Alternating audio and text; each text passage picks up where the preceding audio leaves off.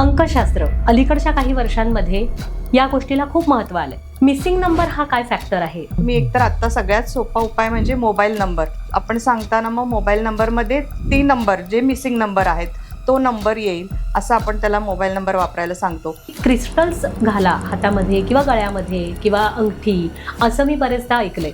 मग ते कितपत योग्य आहे? शनी हे तो मनी हे, त्यामुळे हा 8 नंबरवाल्यांच्या आयुष्यात स्ट्रगल आहे. पण तो स्ट्रगल केल्यानंतर त्या व्यक्तीमध्ये जे मॅच्युरिटी डेव्हलप होते, त्या मॅच्युरिटीमुळे तो व्यक्ती नंतर एका अशा पोझिशनवरती पोहोचू शकतो तिथून त्याला खाली आणणं कुणालाही पॉसिबल नाही.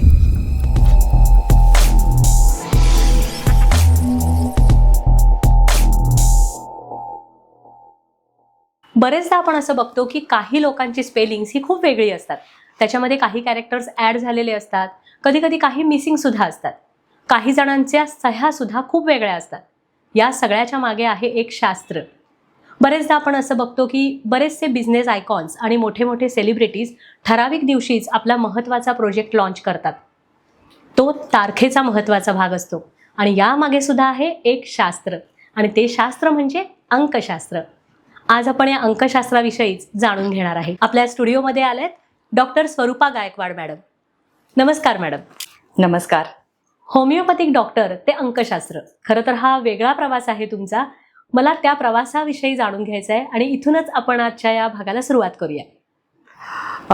मी होमिओपॅथी 2002 मध्ये कंप्लीट केलं. 2002 पासून होमिओपॅथीच प्रॅक्टिस करत होते आणि असं काही 2006 मध्ये माझ्या वडिलांचं एक आजारपण आलं की ते कॅन्सरनी आजारी पडले. त्यानंतर आम्ही जे काही आमची जर्नी चालू झाली, म्हणजे पूर्ण फॅमिलीच त्याच्यामध्ये डिस्टर्ब होऊन जाते, हे आम्ही अनुभवलं आणि आपण नकळतच खूप इमोशनल होतो. मग ते असे ज्योतिष असेल, न्यूमरोलॉजिस्ट असतील किंवा वास्तू, हे सगळंच आम्ही हे करायला लागलो. मग त्याच्यात माझी मम्मी खूपच इमोशनल असल्यामुळे ना आम्ही ह्या गोष्टींमध्ये हे केलो. आणि काही लोक इतके घाबरवायचे ना, आता हे नाही, असंच झालं, हेच करायला पाहिजे. आणि त्या फेजमध्ये आपण जेव्हा घाबरतो ना, तर म्हणजे आपण काही करायला रेडी असतो की आपल्या व्यक्तीसाठी काही करायची आपली तयारी असते. मग यातूनच मग ते हळूहळू म्हणजे हे काय आहे नेमकं, हे शास्त्र काय आहे, आणि थोडं ॲस्ट्रॉलॉजीची हिस्ट्री आमच्या घरामध्ये होती. माझे आजोबा डेप्युटी कलेक्टर असूनही त्यांना ज्योतिषची खूप आवड होती, त्यामुळे ते ज्योतिषशास्त्र वाचायचे, करायचे. आमच्या घरी पुस्तकं होती, त्यामुळे थोडंफार वाचनात होतं, पण प्रॉपर मग स्टडी त्याच्या दृष्टीने चालू झालं. मग एक शास्त्र शिकत अंकशास्त्र ही डीपमध्ये शिकलं गेलं आणि त्यातूनच मग ही जर्नी स्टार्ट झाली आणि मग त्याकडे हळूहळू वळत गेले.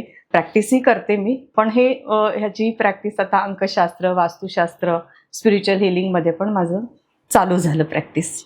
अंकशास्त्र बऱ्याचदा आपण असं बघतो की अलीकडच्या काही वर्षांमध्ये या गोष्टीला खूप महत्त्व आलंय. याच्या आधीची पिढी जी होती ती ज्योतिष किंवा कुंडली ह्याच्यावर विश्वास ठेवणारी होती. आत्ताची पिढी ही थोडीशी अंकशास्त्राकडे वळते. तर अंकशास्त्र म्हणजे काय आणि ह्याची सुरुवात कशी झाली? याचे जे शोध लावला Pythagoras, father of the numerology ज्यांना म्हणतो, त्यांनी तेच सांगितलं होतं की प्रत्येक अंकांची एक एनर्जी असते, प्रत्येक अंकांना एक व्हायब्रेशन असते. त्यापासून हे चालू झालं. हळूहळू ही चायनीज लोक पण ते फॉलो करत होते. इजिप्शियन लोक, प्रत्येक पिरॅमिडवरती हे नंबर्स दिसायचे की एक स्पेसिफिक नंबरनी त्या नंबरची एनर्जी कशी फील होते, यांनी ते अनुभवलं. आणि आपल्या वैदिक शास्त्रामध्ये, वैदिक अंकशास्त्रामध्येही आहे, आपल्या भारतीय वैदिक शास्त्रामध्ये सुद्धा अंकांना खूप महत्त्व आहे. सुरुवातीपासून त्या अंकांमधून आपल्याला जो स्टडी करत आले की प्रत्येक अंकावरती जन्मलेली ती व्यक्ती, त्याबद्दल त्याची एनर्जी कशी कॅरी करते आणि त्यामधून त्यांचा स्वभाव, त्यांचे येणारी अडथळे, त्यांच्या व्यक्तीच्या आयुष्यात येणारे संधी, ह्या कशा गोष्टी होत जातात, याचा पूर्ण अभ्यास करून मग हा एक स्टडी याच्यामध्ये आणलेला आहे. त्यालाच अंकशास्त्र म्हणतात किंवा न्यूमरॉलॉजी म्हणतात. म्हणजे हा जो न्यूमरॉलॉजीचा जो भाग आहे हा खरं तर प्राचीन परंपरेनुसार आपल्याकडे आलेला आहे. याच्यामध्ये काही गोष्टी अशा आहेत की थोड्याशा कन्फ्युजिंग वाटतात. त्याच्यामध्ये सगळ्यात महत्त्वाचा भाग आहे की मूलांक आणि भाग्यांक. ॲक्च्युली हे दोन्ही अंकाशीच निगडीत शब्द आहेत, पण मूलांक म्हणजे काय आणि भाग्यांक म्हणजे काय याच्याविषयी जरा विस्तृत आम्हाला सांगा. मूलांक म्हणजे बर्थ नंबर. जसं की आपलं बर्थ डेट, आता तुमची बर्थ डेट काय आहे, तुमची जी असं समजा तुमची 15 तारीख आहे, तर 15 तारीखचं 1 आणि 5ची ह्याची बेरीज जी होते 6, हे मूलांक झालं, म्हणजेच बर्थ नंबर. आणि पूर्ण 15/5/1978 असं जे पूर्ण आपलं बर्थडेट असते त्याची पूर्ण प्रत्येक अंकांची बेरीज करून येतो, त्याला भाग्यांक म्हणतो, म्हणजेच डेस्टिनी नंबर. मग ज्यावेळी आपण फॉलो करतो किंवा त्या अंकाप्रमाणे आपण ज्यावेळी आपल्या आयुष्याची दिशा ठरवत असतो त्यावेळी यातला नक्की कुठला फॉलो करायचा? दोन्ही नंबर तेवढेच महत्त्वाचे आहेत. म्हणजे जो मूलांक असतो तो आपला स्वभाव, आपण व्यक्ती कशी आहे, त्यांची पर्सनॅलिटी कशी आहे आणि आपण कसे निर्णय घेतो या गोष्टी आपण त्या मूलांकावरनं आपण ठरवत असतो. आणि भाग्यांक म्हणजेच डेस्टिनी नंबर जो असतो त्याच्यावरनं आपण म्हणजे काय पाथ आपण चूज करणार आहे, कसे आपण पुढे जाणार आहेत किंवा आपल्या आयुष्यात काय अडथळे येणार आहेत आणि मूलांक आणि भाग्यांक याचे कॉम्बिनेशनमुळे आपल्या लाईफमध्ये काय काय गोष्टी होणार आहेत आणि यातूनच पुढे तो जो चार्ट रेडी होतो त्या मूलांक भाग्यांकवरनंच पुढचा हा अंकशास्त्र किंवा त्याचं लोशू ग्रीड म्हणतो हा चार्ट आपण रेडी करतो. तुम्ही आत्ता जसं म्हणालात की प्रत्येक आकड्याला, प्रत्येक अंकाला एक एनर्जी असते, मग ती एनर्जी डिफाईन करते का की आपल्या आयुष्याची दिशा कशी असावी? हो, नक्कीच. कारण प्रत्येक अंकाला ना आपण एका प्लॅनेटशी म्हणजे ग्रहांशी जोडले गेलेले आहेत. जसं 1 नंबर आहे तो सन म्हणजे सूर्याची एनर्जी कॅरी करतात. 2 नंबर आहे तो चंद्राची एनर्जी, 3 नंबर गुरुची एनर्जी, 4 नंबर राहू, 5 नंबर बुधाची एनर्जी आणि 6 नंबर विनस किंवा शुक्राची energy, 7 number Ketu, 8 number Shani आणि 9 नंबर मंगळ. म्हणून ह्या ग्रहांचा पण त्याच्याशी संबंध जोडला गेलेला आहे. त्यामुळे ती पर्सनॅलिटी पण त्या नंबरवरती म्हणजे त्या ग्रहांशी जसे पर्सनॅलिटी असतात की जसे ते वागतात किंवा त्या ग्रहांची एनर्जी जशी असती तसंच त्या नंबरवरती जन्मलेल्या व्यक्ती पण वागतात किंवा त्यांच्या बिहेवियरलमध्ये त्या गोष्टी दिसून येतात.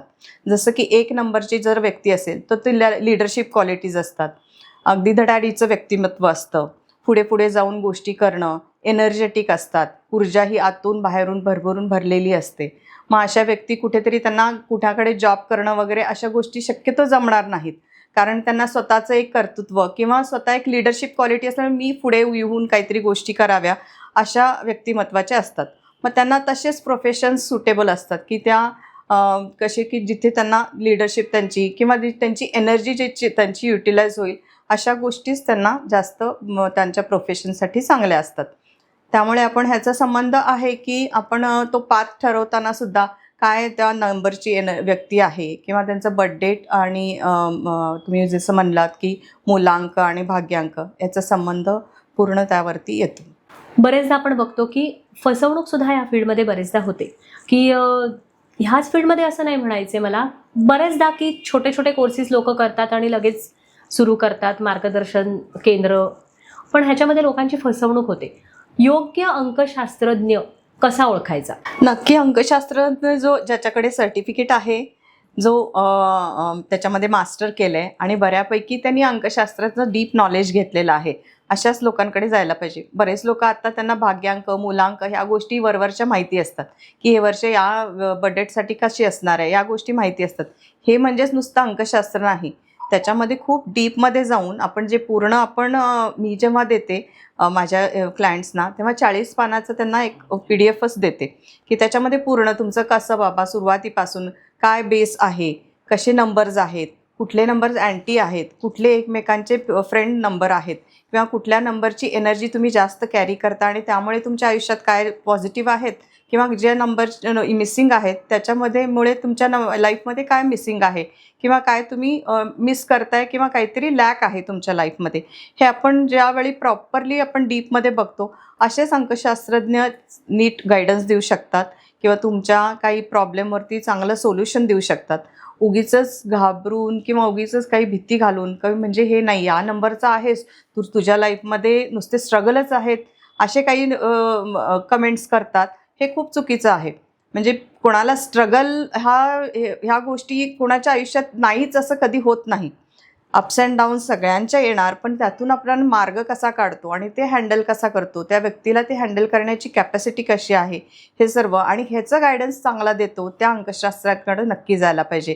की ना की तुम्ही काहीतरी भीती घालून त्याच्या मनात भीती पेरून तुम्ही त्याचा फायदा घेताय, अशा व्यक्तींपासनं मला तरी वाटतं की म्हणजे समजायला पाहिजे आणि समाजात हे अवेअरनेस यायला पाहिजे की नको बाबा, आपण एक चांगलं म्हणजे त्याचं ॲनालिसिस करून मगच त्या अंकशास्त्राकडे आपलं चार्ट बनवून घेतलेला चांगला राहील. बरोबर आहे. म्हणजे काय होतं बरेचदा की थोड्या थोड्या तोकड्या ज्ञानांमधून सुद्धा लोक सुरू करतात आपला बिझनेस आणि त्यानंतर समोरच्या व्यक्ती जो गायडन्ससाठी आलेला असतो त्याला योग्य मार्गदर्शन मिळत नाही. आता तुमच्या बोलण्यात एक गोष्ट माझ्या लक्षात आली की मिसिंग नंबर हा काय फॅक्टर आहे? म्हणजे तो प्रत्येकामध्ये, म्हणजे प्रत्येकाचं जे आपण ॲनालिसिस करतो त्याच्यामध्ये मिसिंग नंबर असतातच का? आणि जर असतील तर त्याच्यावर आपण काय त्याला तोडगा देऊ शकतो? मिसिंग नंबर हे प्रत्येकामध्येच असणार, कारण 1 ते 9 नंबर सगळे एखाद्याच्या बर्थडेटमध्ये असतील असं नाही, शक्यता खूप कमी असते. कारण आपण कधी कधी जो लोशिव ग्रीड म्हटलं मी, तो चार्ट जो आपण बनवतो 9 त्याच्यात घरं असतात, त्या 9 घरांमध्ये प्रत्येक नंबर काही काही डबल येतात, काही नंबर नसतातच. मग हे नसतात जे नंबर, त्याच्यामुळे त्याच्या लाईफमध्ये काय प्रॉब्लेम्स असू शकतात किंवा काय त्याला त्याच्या नेचरमध्ये, त्याच्या स्वभावामध्ये काय असू शकतं वेगळेपण, हे त्यालाच मिसिंग नंबर असं म्हणतो आपण. म्हणजे हे मिसिंग नंबर एखाद्या वेळेस आपल्याला करिअरची अपॉर्च्युनिटी नाही देत, कधी त्याची फायनान्शियल मॅनेजमेंट चांगली असू शकत नाही, किंवा एखाद्या व्यक्तीमध्ये स्पिरिच्युअलिटी कमी असते, म्हणजे तो देवाचं करतच नाही. मग तो नंबर मिसिंग असेल तर त्या व्यक्तीमध्ये ते अवगुण म्हणा किंवा गुण असू शकतात. मग त्यामुळे मग त्या रिलेटेड आपण त्याला ती रेमेडी देतो. म्हणजे ती नंबरची एनर्जी काय कमी आहे, ती नंबरची एनर्जी वाढवण्यासाठी त्या रिलेटेड आपण त्यांना रेमेडीज देतो. रेमेडीज पण आपले असे असतात की त्या नंबर आपण तुम्ही एकतर आत्ता सगळ्यात सोपा उपाय म्हणजे मोबाईल नंबर लोक इझिली अवेलेबल करून घेऊ शकतात. सिम कार्ड इझिली आपण पाहिजे त्या नंबरचे घेऊ शकतो. हे सगळ्यात इझी आहे. म्हणून आपण सांगताना मग मोबाईल नंबरमध्ये ती नंबर जे मिसिंग नंबर आहेत तो नंबर येईल असं आपण त्याला मोबाईल नंबर वापरायला सांगतो. किंवा एखाद्याला आपण समजा एखाद्यामध्ये 5 नंबर मिसिंग आहे आणि हा 5 बुधाचा नंबर असा मानला जातो. बुध मिसिंग असेल, कमी असेल तर त्या व्यक्तीला करिअरमध्ये अप्स अँड डाऊन्स बरेच येत असतात, किंवा आत्ता काहीतरी सुरुवात करेपर्यंत काही अडचणी आल्या, मग ते तिथे स्टॉप झालं, अशाही गोष्टी होत असतात. मग ह्याची एनर्जी वाढवायला ग्रीन यूज करणं. 5 बुध म्हणजे आपण मग तो ग्रीन कलरला हे करतो, म्हणजे ग्रीन कलरची एनर्जी, मग तो कुठे ना कुठे 5ची एनर्जी किंवा ते जी गरज आहे ते वाढवू शकतो.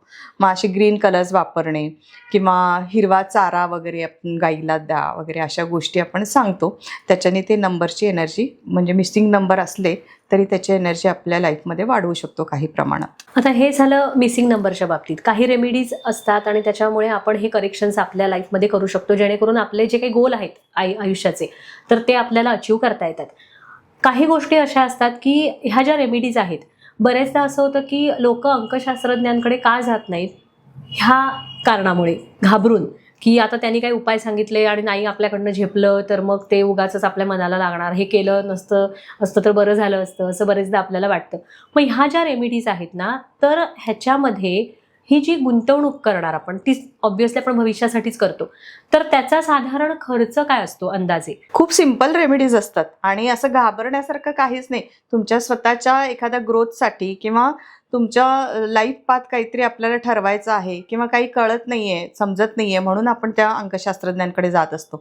मग त्यातून त्यांनी दिलेले तुमचे मिसिंग नंबर आहेत म्हणून त्या गोष्टी होत असतील तर ते फॉलो करायला काहीच हरकत नाही आहे. कारण त्याच्यामध्ये असतात पण खूप सिंपल, म्हणजे मी तरी माझ्या पर्सनल ह्याच्यावरती खूप सिंपल रेमेडीज देते. जसं की मेनली माझे दान आणि याच्याच गोष्टी असतात की फ्रायडेजला दान करा किंवा गाईला चारा द्या बुधवारी. याच्यात खराब किंवा याच्यात खूप खर्चिक असं काहीच नाही आहे, आणि केल्याने जे मिळणारं समाधान आहे ते तर अजून खूप पटीने आहे, आणि त्याची माइंडची एनर्जी पण ती कुठेतरी हाय होणार आहे, ते व्हायब्रेशन्स हाय होणार आहेत. मी हे दिलं बाबा, त्यांनी खाल्लं, आणि त्यानंतर जे मिळणारं सॅटिस्फॅक्शन आहे त्यामुळे ती जी एनर्जी किंवा त्याची मेंटल लेवल जी हाय होते, त्यामुळेच काही गोष्टी तो ॲटोमॅटिक मॅनिफेस्ट करतो आणि अट्रॅक्ट करतो. म्हणून त्यामुळे सिंपल असतात रेमेडीज, असे काही खूप खर्च असा काही नसतो. म्हणजे हे खरं तर गुंतवणूकच आहे तुमच्या पुढच्या भविष्याच्या अजून इझी होण्यासाठी किंवा गोष्टी सरळ होण्यासाठी, आपल्याला काय आहे ते अचीव करण्यासाठी. जर आपण इथंपर्यंत पोहोचलोय तर त्याच्या पुढंपर्यंतचा पल्ला अजून इझी आणि एफर्टलेस होण्यासाठीच आपण अंकशास्त्रज्ञांची मदत घेतो. ह्या उपायांमध्येच ना मी बरेचदा असं सोशल मीडियावर पण बघितलंय की क्रिस्टल्स घाला हातामध्ये किंवा गळ्यामध्ये किंवा अंगठी, असं मी बरेचदा ऐकलंय. मग ते कितपत योग्य आहे आणि हे क्रिस्टल्स ऑनलाईन बाय करायचे आहेत की मार्गदर्शनानुसारच घ्यायचे? क्रिस्टल खरंच खूप चांगले एलिमेंट आहेत, एनर्जी वाढवण्यासाठी चांगलं माध्यम आहे. त्यामुळे आपण आणि इझिली अवेलेबल आहेत. फक्त चांगल्या तज्ज्ञांकडून घ्यावे, चांगली माहिती करून घ्यावी आणि प्रत्येक क्रिस्टल कशासाठी आहे याची आपण ही माहिती करून मगच ते खरेदी करावी. आता क्रिस्टल्सपर्यंत लक्षात आलं, क्रिस्टल्स आपण घेतले, क्रिस्टल्स यूज कसे करायचे? त्याला एक पद्धत असते, त्या पद्धतीने आपण कुठले क्रिस्टल देतो त्याप्रमाणे त्याची एनर्जी आपण त्याला ती देतो. म्हणजे रेकी एनर्जी एक असते, किंवा त्याला कसं क्लिन्झिंग करायचं, कसं क्लिन्स करून, समजा ते आता कुठून तरी कुरिअरने आलं असेल तर बऱ्याच लोकांच्या हातातून ते गेलेलं असतं, तर मला प्रत्येकाची एनर्जी त्याला ॲब्सॉर्ब केलेली असती. मग हे एखाद्या व्यक्तीला देण्यासाठी समजा तुम्हाला देतोय तर आपण त्याला रेकी करतो. त्याच्या चांगले क्लिन्झिंगचे मेथड्स आहेत, प्रत्येक क्रिस्टलचे वेगवेगळे क्लिन्झिंग मेथड आहेत. त्याप्रमाणे आपण त्याला ती मेथड समजावून सांगतो आणि त्यानंतरच त्याला ते कुठल्या हातात घालायचं तेही महत्त्वाचं आहे. म्हणजे आपल्या बॉडीमध्ये पण लेफ्ट साईड आणि राईट साईडचे वेगवेगळे फंक्शनिंग असतात, ब्रेनचेही वेगवेगळे फंक्शनिंग असतात. त्यामुळे आपण कुठल्या कारणासाठी घालतोय आणि का घालतोय हे आधी माहिती करून घ्यायला पाहिजे आणि मगच ते घातलं की त्याचा परिणाम पण चांगला होतो. आणि देताना आपण त्याला क्लिन्झिंग प्रोसेस कसं चार्ज करायचं किंवा कसं त्याला ॲक्टिव्ह ठेवायचं, कशी वापरण्याची सगळी पद्धत आपण पूर्णपणे सांगूनच मग देतो. एक उदाहरण म्हणून मला पायराइट क्रिस्टल याच्याविषयी जरा सांगू शकाल का? म्हणजे तो कसा यूज करायचा, त्याला एनर्जी परत कशी गेन करायची, त्याच्यामध्ये तो कसा चार्ज करायचा, याच्याबद्दल मला जाणून घ्यायला आवडेल. पायराईट हा एक गोल्डन किंवा सिल्वर कलर अशा ह्याच्यामध्ये असतो. एक रॉक सारखा एक दगडच असा येतो. त्याला पॉलिश करून कधी बीड्समध्ये करतात, कधी टंबल फॉर्ममध्ये करतात, किंवा एक रॉ पायराईट पण मिळतो. मग हा पायराईटला फक्त एकच त्याला असतं की पाणी नाही लावायचं, पाणी नाही लावायचं. त्यामुळे हा पायराईट क्लीन्स करायची पद्धत म्हणजे ब्राऊन राईस असतं ना, त्याच्यामध्ये आपण ते ठेवायला लावतो. 24 तास ब्राऊन राईसमध्ये ठेवल्यानंतर मग तो बाहेर काढल्यानंतर तो जरा क्लीन झालेला असतो. त्याला मग बाकीच्या सगळे आपण जे काही इंटेन्शन्स देतो ते इंटेन्शन्स, काय इंटेन्शनसाठी आपण ते घेतलं आहे किंवा जवळ ठेवणार आहे हे इंटेन्शन्स देऊन मग तो पायराईट वापरण्यासाठी योग्य होतो. बरेचदा लोक क्रिस्टल हे वेगवेगळ्या फॉर्ममध्ये यूज करतात. काही गळ्यात माळ असते त्याची, किंवा काही हातात असतात ते ब्रेसलेट सारखं. मग यातलं चांगलं कुठलं, का ते प्रत्येक नंबरप्रमाणे ते त्याचे फॉर्म पण चेंज होतात? हां, पण कोणाला काय गरज आहे, कशा पद्धतीची त्यांना एनर्जीची गरज आहे, त्या पद्धतीने आपण ते कधी वापरायला सांगतो. म्हणजे एकतर ब्रेसलेट फॉर्ममध्ये किंवा गळ्यात माळ घालायला कोणाला, किंवा एखाद्याला जवळ ठेवण्यासाठी, म्हणजे पर्समध्ये बाळगण्यासाठी, किंवा तुमच्या लॉकरमध्ये घरात ठेवण्यासाठी. घरातली एनर्जी काहींना पॉझिटिव्ह पाहिजे असते, घरात शांतता किंवा एक एनर्जी खूप इम्बॅलन्स होत असते काहींच्या घरात, की एखाद्याचे विचार एकमेकांशी पटत नसतात, त्यामुळे सतत वादावादी किंवा एक अशांत वातावरण असतं. मग अशा वेळेला पण त्या घरात त्या क्रिस्टलमुळे कुठेतरी एक बॅलन्स, म्हणजे त्या व्यक्तींमध्ये बॅलन्स आल्यामुळे घरात पण बॅलन्स आणि शांतता होत असते. त्यामुळे आपण प्रत्येक वेगवेगळ्या ज्याला ज्याची गरज आहे त्याप्रमाणे आपण ते सुचवत असतो. आता घराचाच विषय काढला म्हणून मी त्याच प्रश्नाकडे आता येणार होते. ॲक्च्युली वास्तुशास्त्र आणि अंकशास्त्र याची सांगड घालून आपण ही निगेटिव्ह एनर्जी कमी करणं किंवा आता तुम्ही म्हटलं की लोकांच्या एनर्जीच मॅच होत नाहीत, त्यामुळे वास्तुदोष निर्माण होतो, किंवा ऑलरेडी त्या वास्तूमध्येही काही दोष असे असतात. मग ह्याच्यासाठी अंकशास्त्र आपल्याला मदत करू शकतं का? हो, अंकशास्त्र तुमचा घराचा नंबर काय आहे त्याचा नंबरचा परिणाम पण घरात राहणाऱ्या प्रत्येकांवरती होत असतो. आणि वास्तुशास्त्र तर हा खूप वास्ट विषय आहे. त्याच्यामध्ये तर आपण डीप बोलायला लागलो तर अजून बरंच त्याच्यावर एक वेगळा टॉपिक हे होऊन जाईल. पण अंकशास्त्र नक्कीच आपण त्या घराच्यासाठी उपयोगीत आणू शकतो. म्हणजे की घराचा नंबर असेल, प्रत्येकाची बर्थडे जिथे राहणारे आहेत त्यांना एक सुटेबल होणारा एक मिड नंबर आपण काढून तो आपण वापरू शकतो आणि ती एनर्जी एक पॉझिटिव्ह ठेवू शकतो. मग त्याच्यासाठी काही वेगळ्या रेमेडीज अंकशास्त्र सुचवतं का, ह्या एनर्जी बॅलन्स ठेवण्यासाठी किंवा मॅच करण्यासाठी? हां, अंकशास्त्रामध्ये त्या प्रत्येकाची तेच आपण लोशू ग्रीड काढून किंवा त्यांचं ते प्रत्येकाचा चार्ट काढून कोणाला कुठल्या अंकांची कमतरता आहे आणि त्यांच्या आयुष्यात काय कमी आहेत किंवा काय गोष्टींची गरज आहे, कुठल्या एरियामध्ये त्यांचं कमीपणा आहे की हे आपण ठरवून त्याला त्याच्याप्रमाणे रेमेडीज देऊ शकतो, किंवा त्या अंकांची एनर्जी वाढवून आपण ते बॅलन्स करून त्यांना पुढचा पाथ आपण ठरवून किंवा गायडन्स देऊ शकतो. म्हणजे अंकशास्त्र हे वास्तुदोष निवारणासाठी सुद्धा मदत करू शकतो? एक्झॅक्टली वास्तुदोष निवारण नाही. वास्तूचा परत भाग वेगळा आहे. वास्तूमध्ये जसे पंचतत्व आपण आपल्यामध्ये असतात तसेच त्या वास्तूमध्येही असतात. जसं पंचतत्व किंवा 5 एलिमेंट्स जे असतात ते जर व्यक्तीमध्ये बॅलन्स असले तर ती व्यक्ती एनर्जेटिक असते, हेल्दी असते, छान बोलणारी असते आणि एक इम्प्रेसिव्ह किंवा त्याचा ऑरा एक स्ट्रॉंग असतो. त्याचप्रमाणे वास्तूमध्ये पण ते हे 5 एलिमेंट बॅलन्स असले तरच ती वास्तू छान असते, शांत असते आणि तिथे राहणाऱ्यांना पण समाधान देत असते. त्यामुळे हा परत वेगळा विषय आहे तो की वास्तूमध्ये पण 5 एलिमेंट्स बॅलन्स करून जे हे करतो त्याप्रमाणे आपण अंकांची मदत फक्त त्या नंबरसाठी की घर नंबर काय असावा किंवा कुठल्या दिवशी आपण त्याचं रजिस्ट्रेशन करावं किंवा काय आपण ॲग्रीमेंट वगैरे जे करतो ते कुठल्या दिवशी करावं, या गोष्टी आपण सुटेबल नंबरवरती आपण ह्या गोष्टी करू शकतो. पण वास्तू आणि अंकशास्त्र हे थोडंसं परत पॅरलली जाऊ शकतात. वास्तूची पण आपण ट्रीटमेंट घेऊ शकतो आणि त्याबरोबर अंकशास्त्राची पण मदत घेऊन दोन्ही गोष्टीमध्ये बॅलन्स करू शकतो. म्हणजे ह्याच्यासाठी मदत आपल्याला अंकशास्त्राची होते ह्या गोष्टीसाठी. हो. आता नंबरवरनं माझ्या एक लक्षात आली गोष्ट की बरेचदा असं बघितलं गेलं, म्हणजे स्पेशली जेव्हा आपण RTO कडे जातो त्यावेळी हा भाग असतो की ठराविक नंबरसाठी, वाहनांच्या ठराविक नंबरसाठी खूप अट्टाहास असतो लोकांचा की नाही मला ह्याच नंबर पाहिजे गाडीसाठी, आणि त्याच्यासाठी वाटेल तेवढा पैसा खर्च करायला सुद्धा लोक तयार असतात. तर याच्याविषयी जाणून घ्यायचंय की काही आकड्यांमध्ये वाहनांच्या ठराविक नंबर रिपीटेड असतात. बरेचदा असं असतं की काही म्हणतात लोक, जुनी लोक, की नाही हा आकडा शुभ नाहीये, पण तरी सुद्धा त्या आकड्याच्या गाड्या दिसतात. उदाहरणच म्हटलं तर आपण 8 हा नंबर, बरेच जण म्हणतात की तो अशुभ असतो, पण 8 नंबर असलेल्या बऱ्याच गाड्या फिरताना दिसतात आपल्याला. मग त्याच्याविषयी मला जरा जाणून घ्यायचंय. आजकाल ही क्रेज तर बरीच वाढली आहे की नंबर आपले पण याची म्हणजे जाणीव पण झाली आहे लोकांना की अंकशास्त्र काय आहे आणि त्याची मदत घेऊन आपण कसं इझी आपल्या लाईफमध्ये चेंजेस आणू शकतो याची जाणीव झाल्यामुळे लोक मे बी त्या RTOमध्ये गाड्यांचा नंबर हा एक खूप मोठा विषय आहे. त्यामुळे ते गाड्यांचे नंबर आपल्याला फेवरेबल जे आहेत, आपल्याला जे लकी नंबर्स आहेत किंवा ज्या नंबरची एनर्जी आपल्याला चांगली आहे त्या नंबरचे घेण्यासाठी ती धडपड असते की एवढे पैसे देऊनही मला त्याच नंबरची गाडी. कारण गाडी अशी गोष्ट आहे की एखादा व्यक्ती 5 ते 10 वर्ष तरी वापरतो आणि ते काही रोज बदलणारी नाही. मग तो नंबर चांगलाच पाहिजे यासाठी तो अट्टहास असतो. आणि तुम्ही जे म्हटलात 8 नंबर, बऱ्याचदा ही एक गैरसमज आहे की 8 नंबर पण शनी है तो मनी है. 8 नंबर शनी ग्रहाला कॅरी करतो असं आपण म्हणतो अंकशास्त्रामध्ये. त्यामुळे हा 8 नंबरवाल्यांच्या आयुष्यात स्ट्रगल आहे, हे आहे. पण तो स्ट्रगल केल्यानंतर तो त्या व्यक्तीमध्ये जे मॅच्युरिटी डेव्हलप होते त्या मॅच्युरिटीमुळे तो व्यक्ती नंतर एका अशा पोझिशनवरती पोहोचू शकतो. पण हे जेव्हा तुम्ही सगळं कष्टही त्याला तितकेच महत्त्वाचे आहेत, तुमचे प्रयत्नही तेवढेच महत्त्वाचे आहेत, एका पोझिशनवर पोहोचू शकतो की तिथून त्याला खाली आणणं कुणालाही पॉसिबल नाही. त्यामुळे बरेचदा ह्या लोकांमध्ये 8 नंबरच्या गाड्यांचं पण आहे, म्हणजे त्यांना ते फेवरेबल असू शकतं म्हणून पण त्या 8 नंबरचे घेतात आणि त्यांच्यासाठी ते शुभ पण असतं. पण त्यासाठी कष्ट आणि आपले प्रयत्न तर गरजेचेच आहेत. बरोबर आहे. वाहन नंबर बद्दल आपण जाणून घेतलं, कारण ही क्रेज आजकाल दिसतीये सगळ्यांना. इव्हन मोबाईल नंबर सुद्धा लोक अंकशास्त्रज्ञांचा सल्ला घेऊन घेणारे सुद्धा आहेत, आणि ते बरोबर आहे, एनर्जी मॅच करण्यासाठी लोक घेतात. सगळ्यात महत्त्वाचा विषय सध्या आहे तो म्हणजे लग्न. कारण लग्न जेव्हा आपण ठरवतो, आता मोस्टली लव्ह मॅरेजचा जमाना आहे, पण तरी सुद्धा बऱ्याच ठिकाणी अजूनही अरेंज मॅरेजेस होत आहेत.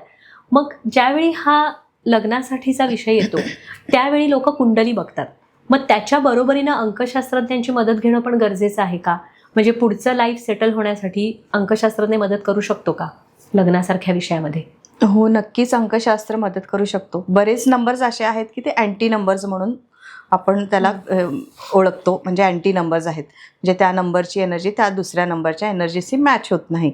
उदाहरणच घ्यायचं झालं तर 2 नंबरला आपण चंद्र हा ग्रहाच्या खाली येतो असं समजतो.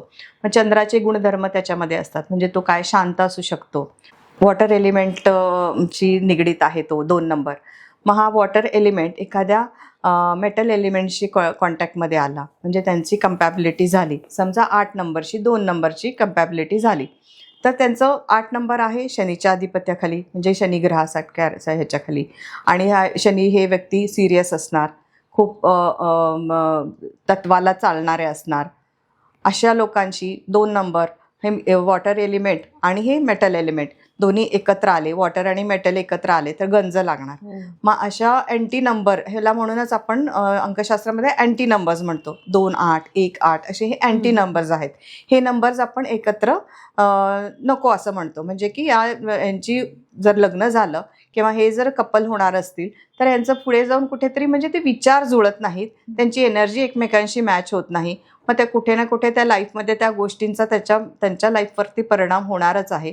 तर त्यासाठी आपण आधीच त्या गोष्टींची पडताळणी केली तर खूप इझी होऊन जाईल आणि पुढच्या गोष्टी अजून चांगल्या होतील. म्हणजे लग्नसंस्था, आता आपण म्हणतो की लग्नसंस्था टिकत नाही आहे किंवा बऱ्याच चेंजेस झाल्यात ह्या सगळ्या गोष्टींमध्ये.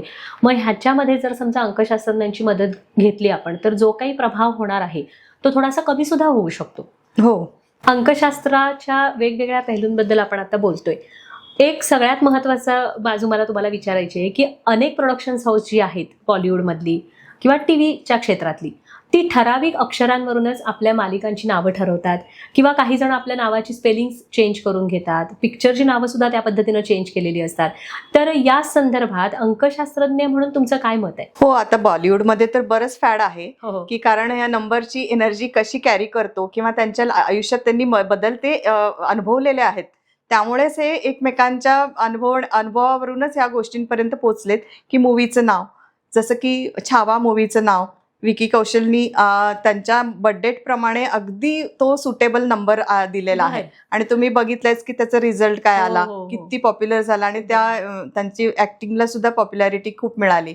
तसंच काही तुम्ही म्हणला की काही प्रोडक्शन हाऊसनी आपले सिरियल्सची नावं वगैरे एकाच अक्षरावरती, जसं की एकता कपूर मॅडमनी आपल्या प्रत्येक सिरियलचं नाव के नी स्टार्ट होणारं, म्हणजे त्या फेजमध्ये त्यांना त्या अक्षरापासून सुरुवात होणारे सगळे सिरियल्स पॉप्युलर झाले किंवा चांगली TRP मिळाली.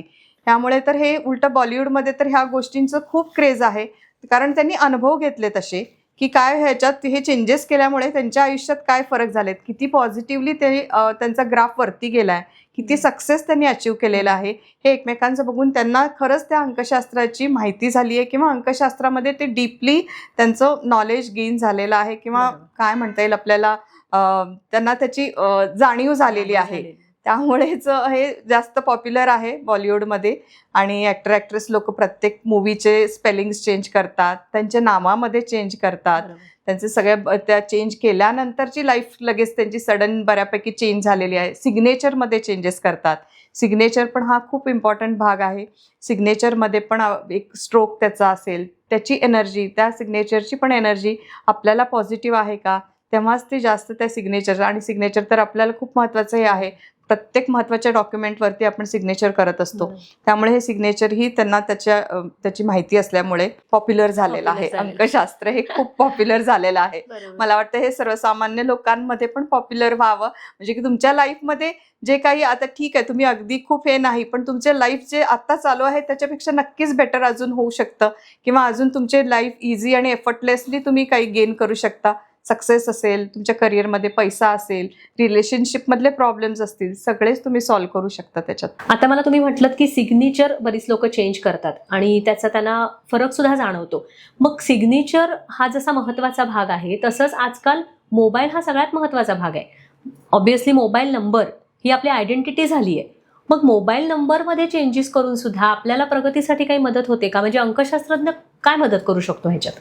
नक्कीच मोबाईल तर हा इझी वे आहे, म्हणजे की आपण अंकांमध्ये बदल करून किंवा आपल्या चार्टमध्ये जे मिसिंग नंबर्स मगाशी सांगितले, मिसिंग नंबर्स असतील तर ते आपल्या खूप महत्त्वाचे मिसिंग नंबर आहेत. म्हणजे समजा की 6 मिसिंग आहे, 5 मिसिंग आहे, 5 मिसिंग असेल तर अप्स अँड डाऊन्स त्याच्या लाईफमध्ये येत राहणार आहेत, कारण तो बुधाला रिप्रेझेंट करतो आणि त्याचं करिअर किंवा तो जर बिझनेस करत असेल तर त्याला तो जाणवतो. किंवा 6 नंबर, 6 म्हणजे आता तरी त्याला विनसला खूप महत्व आहे. विनस म्हणजे शुक्र. सगळ्यांना मॉडर्न लाईफमध्ये एक लक्झरी आयुष्य पाहिजे आहे, गाडी पाहिजे, घर पाहिजे, एक छानसं रिलेशनशिप पाहिजे, सगळ्या ह्या गोष्टींमध्ये किंवा फिरणं पाहिजे, हे सगळं शुक्र देतो. म्हणजे शुक्र एक ऐहिक सुख देण्यासाठी शुक्राचा रोल प्ले करतो. 6 मिसिंग असेल तर आपण तो मोबाईलमध्ये तो 6 नंबर येईल असा किंवा त्याचं कॅल्क्युलेशन 6 वर येईल अशा टाईपचा नंबर घेऊन सुद्धा आपण ती एनर्जी 6ची आपण आपल्यासाठी कॅरी करू शकतो किंवा आपल्या लाईफमध्ये तो ॲड करू शकतो. म्हणजे ऑटोमॅटिकच ते व्हीनस जर मिसिंग आहे तुमच्या चार्टमध्ये तर त्याची एनर्जी आपण या नंबरद्वारे, मोबाईलद्वारे आपण इझिली आपल्या लाईफमध्ये आणू शकतो. हा इझी वे आहे म्हणजे मोबाईल नंबर, कारण कोणीही करण्यासाठी सोपा मार्ग आहे. बरोबर. बरेचदा आपण असं बघतो की नातेसंबंध आजकाल इतकी धावपळीचं आपलं सगळं लाईफस्टाईल झाली आहे की आपल्याला कोणासाठी वेळ देता येत नाही. इव्हन आपल्या घरच्या लोकांसाठी सुद्धा आपल्याला वेळ देत नाही. त्यातून कसं होतं की संवाद कमी होतो लोकांमधला आणि संवाद कमी झाल्यामुळे क्रायसिस वाढतात.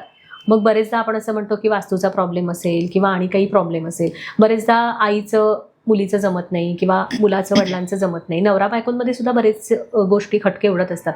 तर अंकशास्त्रज्ञ म्हणून काय तुम्ही ह्याला मदत करू शकता की हे नातेसंबंध सुधारण्यासाठी बेसिक ऑब्व्हियसली संवाद हा तर गरजेचा आहेच, पण त्याच्या पलीकडे जाऊन अंकशास्त्र काय मदत करू शकतं ह्याच्यासाठी? आपण त्यांची कम्पॅबिलिटी बघू शकतो, चेक करू शकतो की त्यांच्यामध्ये दोन्ही नंबरमध्ये काय कमतरता आहे किंवा त्यांची कम्पॅबिलिटी खूपच अगदी अँटी नंबर जे मगाशी म्हटलं तुम्हाला तसं अँटी नंबर आहेत का.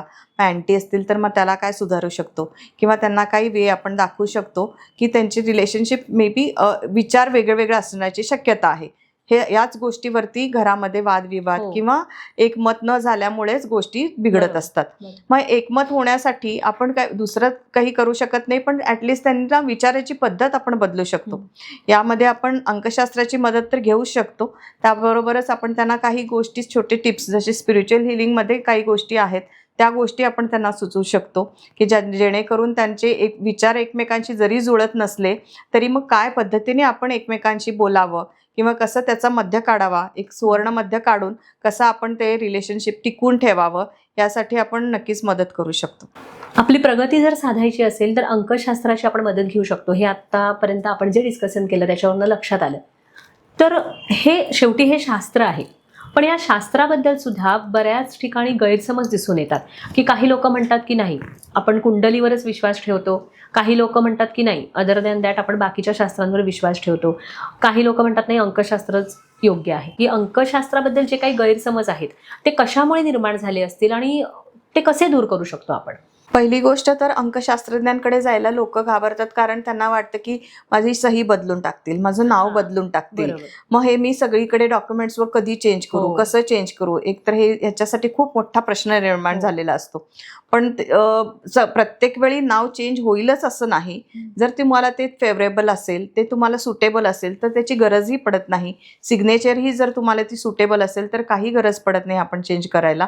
आणि दुसरे काही बरेच रेमेडीज असतात ते ॲडिशनल करून आपण सांगू शकतो. आणि जरी नाव बदललं तरी खूप सोप्या पद्धतीने आपण त्यांना ते कसं करायचं चेंज, आणि लगेच काही सगळ्या डॉक्युमेंट्समध्ये वरती बदलायचीही गरज नसते. काही दुसरे मार्ग पण असतात ते आपण सुचवतो आणि त्याप्रमाणे त्यांना ती चेंजेस करायला सांगतो.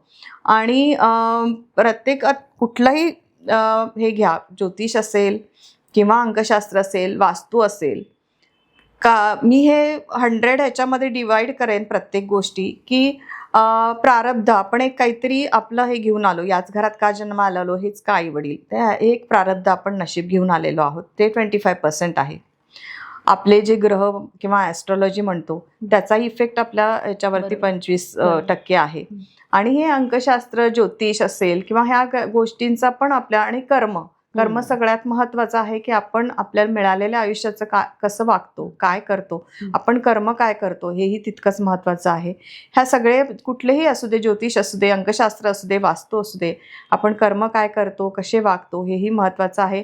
याचा फक्त विचार आपण आपले व्हायब्रेशन्स चांगले करण्यासाठी, आपली विचार पद्धती बदलण्यासाठी किंवा एक मार्ग आपण इझी करण्यासाठी गायडन्स घेऊ शकतो नक्कीच. पण आपण काही गोष्टी आहेत प्रारब्धामध्ये आहेतच.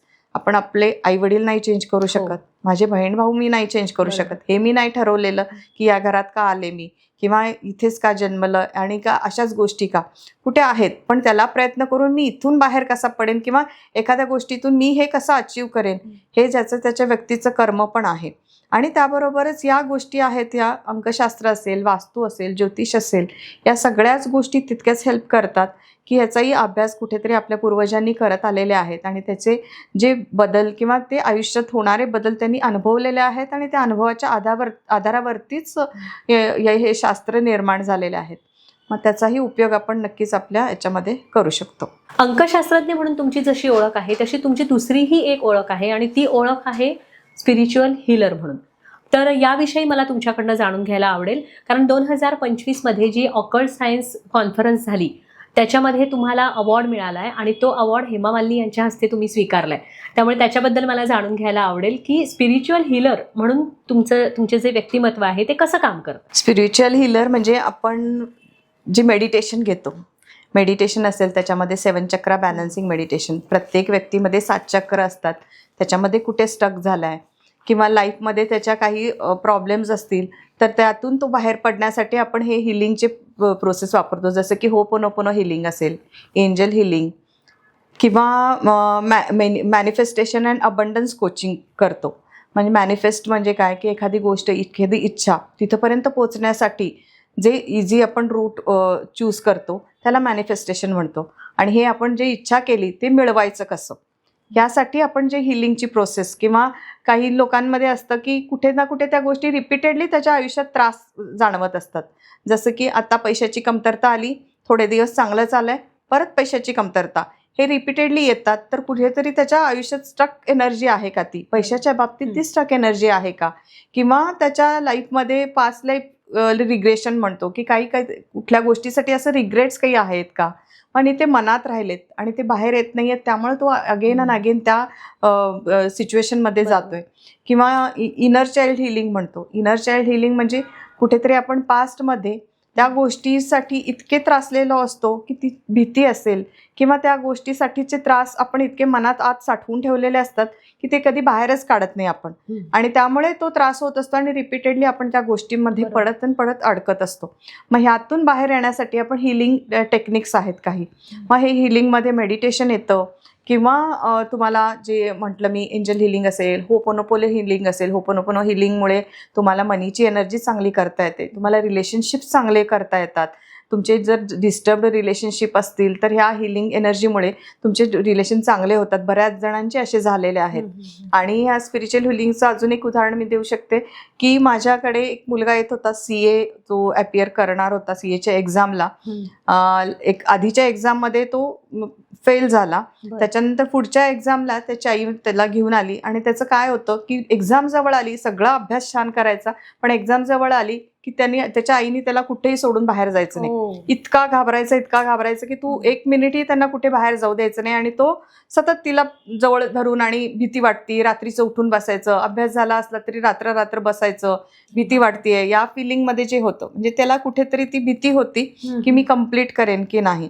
मग ह्या मुलाला जेव्हा आपण 21 दिवसांचं मेडिटेशन सेशन दिले, त्याच्यामध्ये जी स्टक एनर्जी होती, जी भीती होती, ती घालवली. काही टेक्निक्स असतात की ज्याने भीती घालवण्यासाठी आपण त्याचा उपयोग करतो. ते जे घेतल्यानंतर त्याच्यामध्ये जे चेंजेस झाले, आणि तो या पुढच्या एक्झाममध्ये पास झाला, आणि त्याला चांगले रिझल्ट्स आले. मग ह्यासाठी म्हणून जे स्पिरिच्युअल हिलिंगचा उपयोग होतो. आणि ह्याच संदर्भात आपण बऱ्याच लोकांना अशा बऱ्याच गोष्टींसाठी गायडन्स देतो. आणि त्याबरोबर अंकशास्त्रातला जरी कन्सल्टेशनसाठी आले तरी त्यांच्यामध्ये कधी कधी या भीती असतात, काहीतरी स्टक एनर्जी असते, ती काढण्यासाठी आपण स्पिरिच्युअल हिलिंगचा उपयोग करून घेतो. स्पिरिच्युअल हिलर म्हणून किंवा अंकशास्त्रज्ञ म्हणून तुम्ही बरीच वर्ष लोकांना मार्गदर्शन करता. असा एखादा कुठला प्रसंग किंवा क्षण आहे का तुमच्या आयुष्यात की तो त्या क्षणानं तुम्हाला खूप काही दिले, म्हणजे मग ते तुम्ही कधीच विसरू शकणार नाही तो क्षण, अशी अचिव्हमेंटचा तो क्षण, त्याच्याबद्दल मला जाणून घ्यायचंय. हे पुस्तक सगळ्या स्त्रियांनी तरी वाचायलाच पाहिजे, कारण सगळ्या स्त्रियांची आणि लेडीजची स्टोरी याच्यामध्ये आहे. फिअरलेस अँड फेमिनाईन, ज्या ह्या 27 लेडीज आहेत त्यांची ही जर्नी आहे, म्हणजे इन्स्पायरिंग जर्नी आहे की या पोझिशनपर्यंत येण्यासाठी त्यांनी काय काय केलं आणि कसे पोचलेत. हे स्टोरी प्रत्येकाने खरंच वाचायला पाहिजे की छोट्या छोट्या गोष्टींमध्ये काहीतरी प्रॉब्लेम्स आले, डे टू डे लाईफमध्ये आपल्याला छोटे प्रॉब्लेम्स आले तरी चिडचिड करतो किंवा किती त्रासतो, त्यावरून आपल्याला लक्षात येईल की त्या गोष्टीपर्यंत अचीव करण्यासाठी त्यांनी किती स्ट्रगल केलंय किंवा कसं त्या इथंपर्यंत पोहोचल्या. त्यामुळे ते एक चांगली अचिव्हमेंट आहे माझ्यासाठी, आणि माझी पण स्टोरी त्याच्यामध्ये आहे. नक्की सगळ्यांनी वाचायलाच पाहिजे. अरे वा, तुमचं खूप खूप अभिनंदन. खरं तर एका मोठ्या प्लॅटफॉर्मवर तुम्हाला संधी मिळाली आहे त्या, आणि नक्कीच तुमची स्टोरी आम्ही सुद्धा वाचू. महत्त्वाचा एक असा प्रश्न होता की मगाशी तुमच्या बोलण्यातनं एक शब्द आला, मॅनिफेस्टेशन.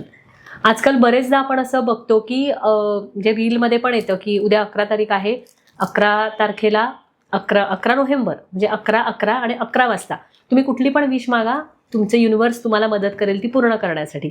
किंवा आता 12 डिसेंबर झाला, मग त्यावेळी सुद्धा अशा रील्स येत होत्या. मग हे कितपत खरं आहे, आणि ह्या अशा विश ज्या आपण मागतो युनिव्हर्सकडे, त्या खरोखर युनिव्हर्स आपल्याला मदत करतं का ते पूर्ण होण्यासाठी? हो, तुम्ही विश अगदी किती व्हायब्रेशन्स तुमच्या आहेत. प्रत्येक कुठलीही इच्छा कम्प्लीट करताना कसं असतं, एखादा इनोसंट जिथे लॉजिक नाही लावत, लॉजिक नाही लावलं की मॅजिक होतं. त्याप्रमाणे जेव्हा एखादा इनोसंट माणूस एखाद्या देवळातही जातो की विश मागतो काही त्याच्या डोक्यात दुसरं काही नसतं. बरोबर. तो इतक्या साफ मनाने गेलेला असतो की मला हे पाहिजे आणि त्याचा इतका डीप विश्वास असतो की नाही मला हे मिळणारच आहे, मी इथे आलोय ना, मला हे मिळणार आहे, मी अचीव्ह करणार. यालाच मॅनिफेस्टेशन म्हणतात. त्या पद्धतीने तुम्ही जेव्हा ते विश्वासाने हे करता की नाही मी हे अचीव्ह करणार आहे आणि माझ्या लाईफमध्ये हे येणार आहे, हे मिळणार आहे, हा विश्वास तुमच्या स्वतःवरती जो असतो ना, तेच म्हणजे मॅनिफेस्टेशन. त्याचे व्हायब्रेशन्स जेव्हा तुमची इतके हाय असतात, तुम्ही त्या हाय व्हायब्रेशन मोडमध्ये असता, तेव्हा नक्कीच आपण कुठलीही गोष्ट मॅनिफेस्ट करू शकतो, म्हणजे तुमच्या इच्छा पूर्ण करू शकतो. खूप छान मार्गदर्शन केलंय तुम्ही आतापर्यंत. आता थोड्याच दिवसात आपण नवीन वर्षात पदार्पण करतोय. 2026 हे वर्ष सुरू होते. तुमच्या मते 2026 हे वर्ष कसं असेल सगळ्यांसाठी? आपण हे अंकशास्त्रावरूनच सांगूयात की बर्थडेट प्रमाणेच की एक नंबर, जर एक नंबरचं बघितलं, आता 2026ची बेरीज केली तर तो एक नंबरवर येतो, म्हणजे की युनिव्हर्सल नंबर 1 आहे. 1 म्हणजे सनची एनर्जी घेऊन येणारं वर्ष येणार आहे. म्हणजेच नक्कीच तो खूप एनर्जेटिक असणार आहे, खूप आशा, नवीन बिगिनिंग्स, नवीन सुरुवात घेऊन येणार आहे, काहीतरी चांगलं हेल्थ, इम्युनिटी या गोष्टी घेऊन येणार आहे.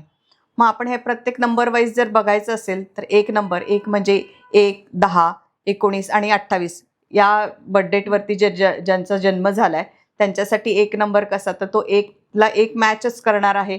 त्यांची एनर्जी अजून वाढणार आहेत, खूप नव्या गोष्टी त्यांच्या आयुष्यात घडणार आहेत किंवा नवीन सुरुवात काहीतरी होणार आहे, नवीन अपॉर्च्युनिटीज येणार आहेत. तर नक्कीच त्यांनी त्याचा फायदा करून घ्यावा. त्यामुळे तुमची एनर्जी चांगली असणार आहे, आरोग्य चांगलं असणार आहे, इम्युनिटी अजून स्ट्रॉंग होणार आहे.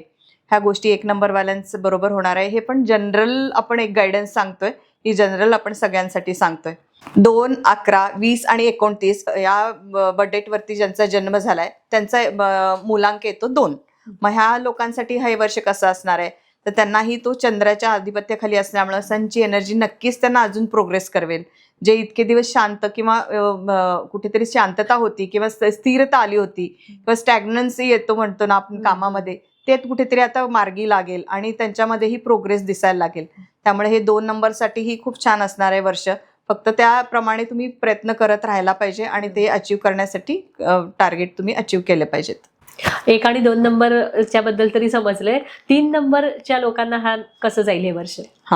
3, 12, 21 आणि 30 या अंकांवरती, या बर्थडेटवरती ज्यांचा जन्म झालाय त्यांचा मूलांक येतो 3. ह्या लोकांच्या नॉलेजमध्ये एक्सपान्शन, म्हणजे हा गुरुच्या आधिपत्याखाली येतो, त्याबरोबर त्याच्या सनची एनर्जी पण मिळते. नक्कीच एक्सपान्शनचे चान्सेस आहेत. जर तुम्ही काही शिकत असाल तर तुमच्या नॉलेजमध्ये भर पडेल. जर तुम्ही करिअर करत असाल तर तुम्ही काहीतरी बिझनेस एक्सपांड करण्यासाठी किंवा एक्सपान्शनचे आहेत, प्रमोशन मिळणे किंवा या गोष्टी तुमच्यासाठी होऊ शकतात. या गोष्टींचे फेवरमध्ये तुम्ही असू शकताय. आता यानंतरचा नंबर येतो तो 4 नंबर, म्हणजे राहूच्या आधिपत्याखालचा नंबर. त्यांना कसं जाणार आहे हे वर्ष? 4, 13, 22 आणि 31 ह्यांचा बर्थडे ज्यांचं आहे त्यांचा बर्थ नंबर येतो 4. 4 हा राहूचा नंबर आहे. राहूचा नंबर म्हणून सगळे फार एकदम घाबरतात, पण असं काही नाहीये. राहू आता येणारा सगळा काळच राहूचा असणार आहे की तो गाजवणारा काळ असणार आहे. त्यामुळे आणि त्याला सूर्याची एनर्जी मिळतीये, तर तो कुठे ना कुठे अजून ते प्रोग्रेस होईल. फक्त तुम्ही आळशीपणा सोडायला पाहिजे की प्रोकास्टिनेट एकदम हे करायला पाहिजे. आजचं काम उद्या नको, फोकस फोकस फोकस राहिलं की नक्कीच 4 नंबरवाल्यांना हे येणारं वर्ष खूप अचिव्हमेंट्स देणारा असेल आणि खूप सक्सेस देणारा असेल. नंतरचा नंबर 5, 14 आणि 23 या अंकांवरती जन्म ज्यांचा झालाय त्यांचा बर्थ नंबर येतो 5.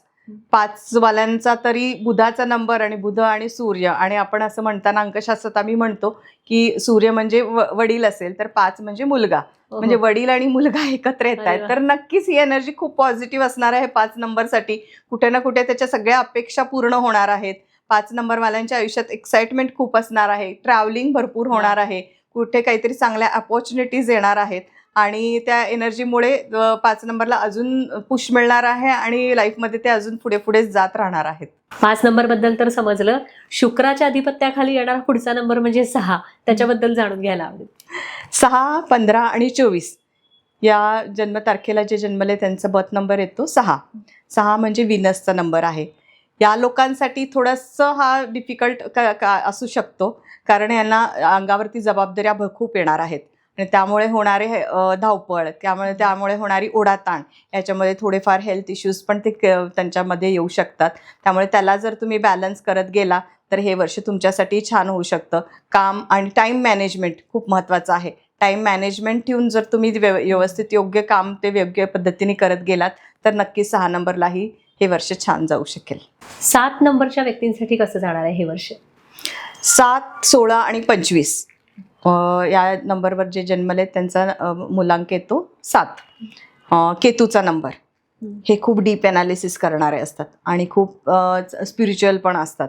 त्यामुळे ह्यांची स्पिरिच्युअल ग्रोथ यावर्षी चांगली होणार आहे. नंतर हे स्टेडी राहणार आहेत, कुठे ना कुठे चांगल्या लोकांशी कॉन्टॅक्टमध्ये येणार आहेत, कनेक्ट चांगले मिळणार आहेत त्यांना.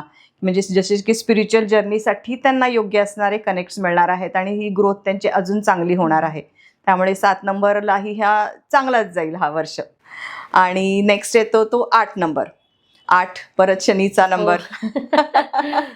शनी हे लोक ऑलरेडी खूपच चिकित्सक असतात, खूप कामासाठी कधी न घाबरणारे, म्हणजे कष्टाला ते लोक नाही हटत, म्हणजे की पूर्ण होईपर्यंत त्याच्यामध्ये ते डीपली काम करत राहणार असेच असतात. म्हणजेच की 8, 17 आणि 26 ह्या तारखांवर ज्यांचा जन्म आहे त्यांचा मुलांक येतो 8. 8 या लोकांनाही हे वर्ष चांगलं असणारच आहे. फक्त त्यांना कामाची जी आहे त्यांना तशीही सवयच असते एक्स्ट्रा काम करण्याची, एक्स्ट्रा कष्ट करण्याची. त्यामुळे हे फक्त त्यांचं कष्टाचं चीज होऊ शकेल. नक्कीच हे कष्ट जे इतके करतात त्याच्याप्रमाणे त्यांना त्याचे बेनिफिट्स मिळतील, त्यांचे जे काही रिवॉर्ड्स आहेत ते मिळू शकतील. आणि आता शेवटचा नंबर म्हणजे 9 नंबर. 9 नंबरच्या लोकांसाठी कसं जाणार आहे हे वर्ष? 9 नंबर म्हणजे 9, 18 आणि 27 या तारखांवर ज्यांचा जन्म झाला त्यांची बर्थ नंबर येतो 9.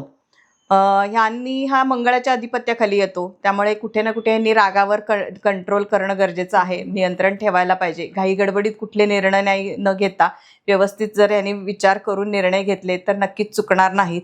आणि हेल्थची पण काळजी घेणं खूप गरजेचं आहे, की रागाच्या भरात आपलं हेल्थकडे दुर्लक्ष होत नाही ना, हेही बघणं गरजेचं आहे. आणि असं सगळं केलं तर 9 नंबरलाही हे वर्ष छानच असणार आहे. ओव्हरऑल सगळ्यांनाच छान असणार आहे. फक्त त्यासाठी आपण आपले प्रयत्न करत राहावे. आपल्यासाठी ज्या गोष्टी सांगितलेत, फोकस असणं, कॉन्सन्ट्रेशन असणं किंवा कामाबद्दलची आस्था असणं हे तर गरजेचंच आहे. आणि प्रयत्न करा, तुम्हाला नक्कीच काय असेल ते अचीव्ह होणार आहे. 1 ते 9 नंबरसाठी हे वर्ष कसं जाईल हे तर तुम्ही सांगितलंच. नव्या उमेदीनं आपण नवीन वर्षाचं स्वागत करणार आहे. एक छोटीशी टिप मला तुमच्याकडनं ऐकायची आहे की ह्या सगळ्या नंबरसाठी, जेणेकरून ह्यांचं नवीन वर्ष खूप छान पद्धतीनं जाईल. हो, हे वर्ष येणारं सूर्याचं, जसं तुम्हाला म्हणलं की सूर्याचं वर्ष, युनिव्हर्सल नंबर 1 म्हणजे सूर्याची एनर्जी येते. त्यामुळे आपण सूर्याचीच उपासना करावी. आदित्य हृदयम स्तोत्र एक येतं, ते तुम्ही सगळ्यांनी ऐकलं तरी चालतं, म्हणता आलं तर खूपच छान झालं, म्हणायला मिळालं तर रोज म्हणत जावा, रोज ऐकत जावा. सूर्याला अर्घ्य देणं किंवा सगळ्यात सोपी गोष्ट म्हणजे सूर्य उगवायच्या आधी जागे होणं किंवा उठणं आणि व्यायाम करणं, या गोष्टी तुम्ही जर फॉलो केल्या तर नक्कीच आपण सूर्याला काहीतरी आपण समर्पण केल्यासारखं होईल आणि ती सूर्याकडून अजून एनर्जी पॉझिटिव्ह मिळेल आणि कुठे ना कुठे प्रत्येकाच्या आयुष्यामध्ये ती पॉझिटिव्हिटी आपल्याला अनुभवायला मिळेल. आतापर्यंत खूप छान मार्गदर्शन तुम्ही केलं. नेहमीप्रमाणे एक रॅपिड फायर आता इथे होणार आहे. मी प्रश्न विचारणार, तुम्ही पटकन त्याचं उत्तर द्यायचंय. ठीक आहे, घेऊ पहिला प्रश्न? हो चालेल. मुलांक की भाग्यांक? दोन्ही. नाही, एकाच उत्तर द्यायचंय, एकच पाहिजे मला. दोन्ही तितकेच महत्वाचे आहेत. जास्त काय महत्वाचं आहे त्याच्यातलं? मुलांक. सर्वांगीण प्रगतीसाठी काय, क्रिस्टल की रत्न? क्रिस्टल, पण रत्न पण तेवढीच महत्वाची आहेत, फक्त खिशाला परवडायला पाहिजेत. बरोबर. कारण आपण रत्न बरेच महाग असतात आणि क्रिस्टल त्या मानाने आपण इझिली सगळ्यांकडे अवेलेबल होऊ शकतात. कुठल्या एका नंबरला आध्यात्मिक बैठक असते? 3 आणि 7. तुमच्या मते काय महत्वाचं आहे, अंकशास्त्र की कर्म? दोन्ही तितकंच महत्वाचं आहे. अंकशास्त्र केलं म्हणून कर्म न करता घरात बसून पण चालणार नाही. कर्म तर करणं गरजेचंच आहे. बरोबर. तुम्ही तुमच्या नावाचं स्पेलिंग बदललंय? हो, बदललंय. कुठला एखादा असा नंबर आहे की तो प्रभावी वाटतो तुम्हाला? 5 मध्ये येणारा जो 5 नंबर आहे, मध्ये येतो. सगळ्या अंकात 9 नंबरमध्ये तो मधले येतो आणि सगळ्यांशी तो फ्रेंडली असतो, म्हणजे कुठल्याच नंबरची अँटी नाही आहे. त्यामुळे तो नंबर म्हणजे एक पॉझिटिव्ह वाटतो, म्हणजे कोणाशी काही वाकडं नाही आहे त्या नंबरशी. अंकशास्त्र काय आहे, अंधश्रद्धा की ऊर्जा विज्ञान? ऊर्जा विज्ञान, नक्कीच. कुठली अशी एक अंकशास्त्रीय सवय आहे की जी तुम्ही रोज फॉलो करता? इथिकल वागते. हो. Good. तर या होत्या अंकशास्त्रज्ञ डॉक्टर स्वरूपा गायकवाड मॅडम. एकूणच अंकशास्त्र याविषयी त्यांच्याकडून आपण जाणून घेतलं. असेच नवनवीन व्हिडिओ बघण्यासाठी नक्की सबस्क्राईब करा समीक्षा पॉडकास्ट, हे आपलं हक्काचं व्यासपीठ. आणि लाईक करा, शेअर करा आणि सबस्क्राईब करा. नमस्कार.